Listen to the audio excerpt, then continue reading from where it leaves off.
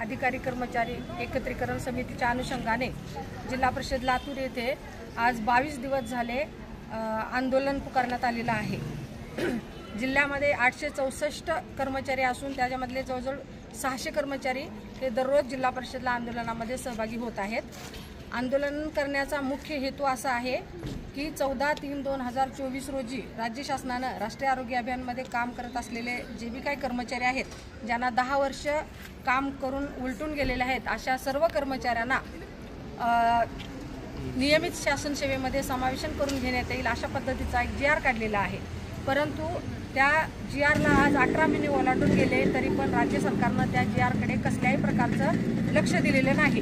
आम्ही सर्व कर्मचारी त्या GRवर लवकरात लवकर अंमलबजावणी व्हावी याच हेतूने आम्ही इकडे आंदोलन करतोय आणि आज 22 दिवस झाले तरी आमचे कुणीही आतापर्यंत आंदोलनाची दखल घेतलेली नाही।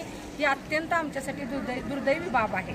तर या व्हिडिओच्या माध्यमातून मी सांगू इच्छिते राज्य सरकारला की लवकरात लवकर हा आमचा प्रश्न मिटवा।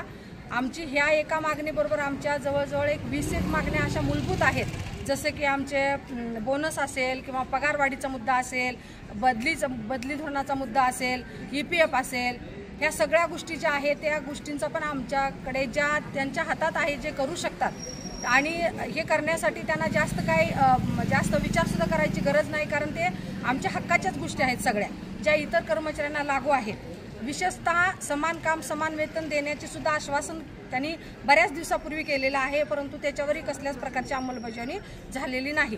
तर त्याच्यासाठी मायबाप सरकारला कळकळीची विनंती आहे की लवकरात लवकर आमचा प्रश्न मार्गी लावावा आणि आम्हाला सहकार्य करावे। थँक्यू। एकच नारा, एकच नारा।